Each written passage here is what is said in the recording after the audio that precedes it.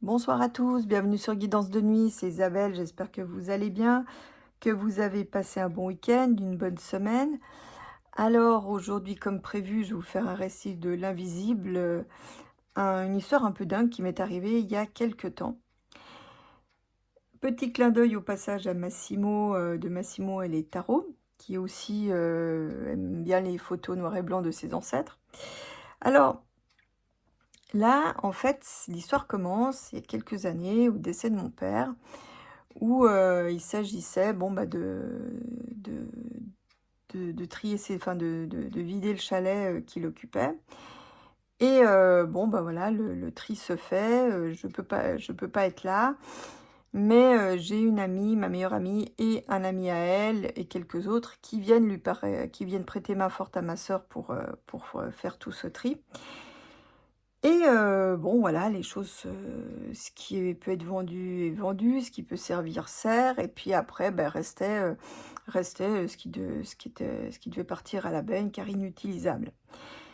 Et donc en fait, moi, j'interviens à ce moment-là où tout est déjà bien vidé pour rechercher mes affaires et avant on m'avait dit donné l'info qu'il y avait un sac que je devais récupérer, plein de diapositives, donc voilà, une fois que je termine, de reprendre mes affaires, avec un saut dans le temps et l'émotion qui va avec, je j'ai qu'une voix qui me dit d'aller regarder derrière, le conduit de la cheminée. Heu, là il y avait rien de très intéressant qu'il fallait que mais la voix me disait d'aller checker en fait, qu'il y a peut-être des choses il y a peut-être des choses encore des souvenirs ou des choses comme ça.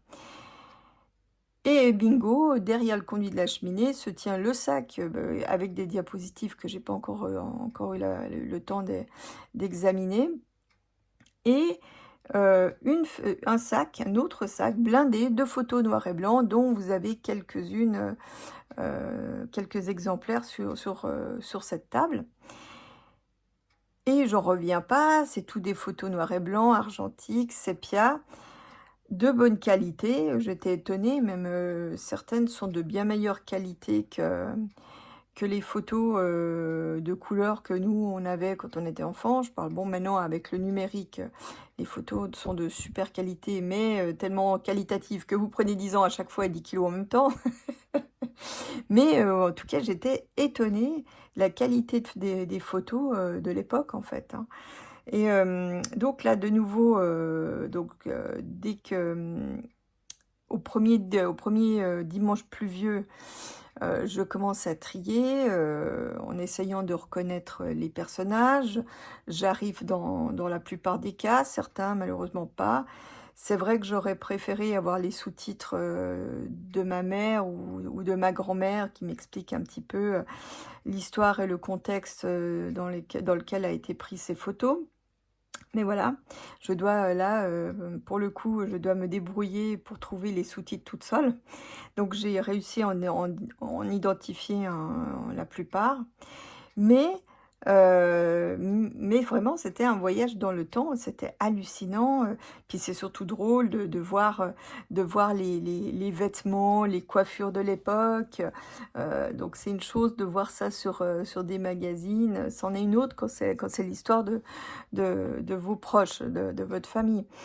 Et c'est là où on découvre en fait la vie insoupçonnée de nos ancêtres, qu'on n'imagine pas forcément comme ça. Quand vous voyez vos grands-parents, vous avez dû enfin en tout cas moi pour ma part, je savais pas trop, j'aurais pas trop su imaginer la vie qu'ils avaient. Surtout qu'à l'époque, ils parlaient pas beaucoup, hein, c'était quelques bribes, ça et là, de se mettre en avant comme on le fait aujourd'hui, c'était plutôt mal vu en fait. C'était très différent de ce qui se passe maintenant. Ils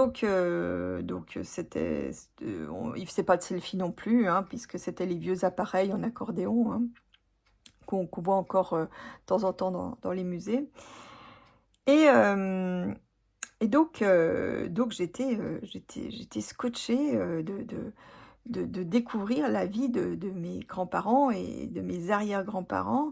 Et surtout qu'en fait, il y a pas beaucoup de gens dans les familles maintenant, c'est assez rare de trouver des photos, de ses grands-parents, enfin, jeunes et qui plus est de ses arrière-grands-parents.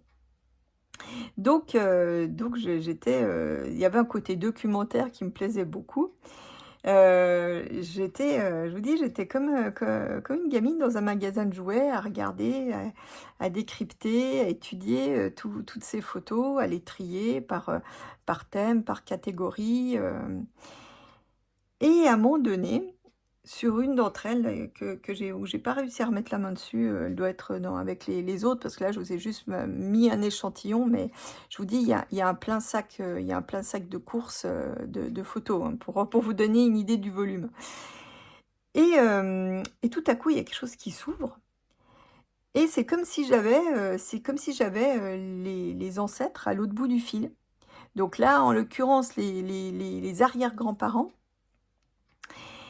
Et heu et donc ils étaient heureux, happy, frétillants de nouer le contact, genre: «C'est nous».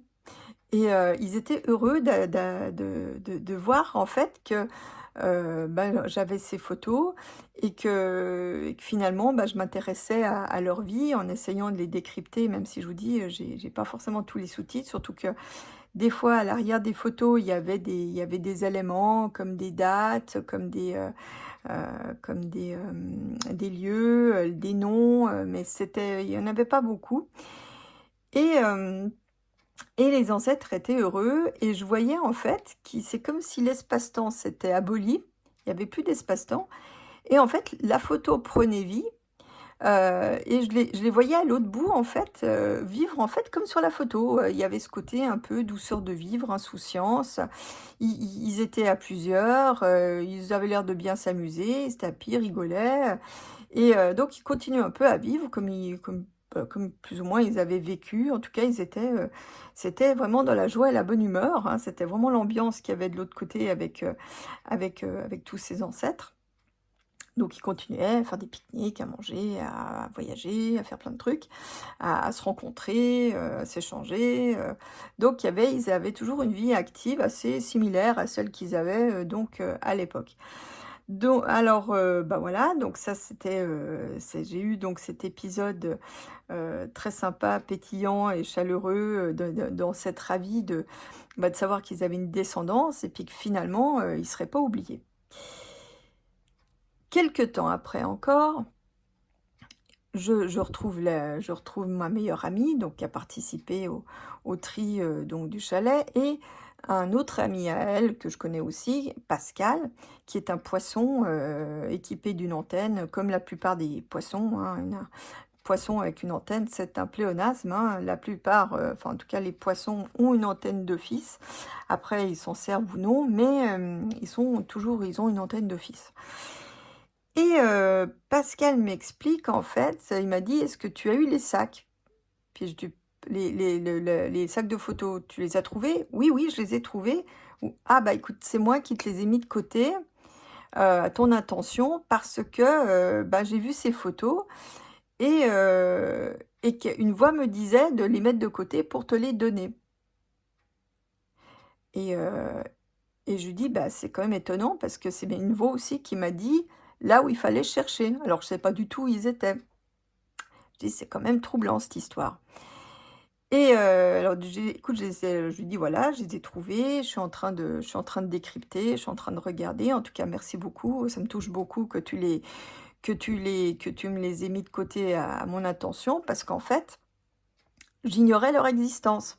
Donc si tu les avais pas mis de côté, bah, elles auraient probablement, passé à la benne avec le reste et ça aurait été vraiment dommage». Et en rentrant du resto, je percute, puis je me dis: «Mais en fait, c'est un coup des ancêtres, ils ont fait le coup depuis le début». Donc moi, ils m'ont connecté l'antenne pour que j'aille au bon endroit, trouver le paquet qui était, bah, franchement, j'aurais pas forcément eu l'idée à la base d'aller chercher là, hein. Donc ça ils étaient, derrière le conduit de cheminée, au milieu d'un bric-à-brac de choses qui étaient cassées, qui auraient dû aller à la benne. Donc franchement, bon, ils étaient bien planqués, hein.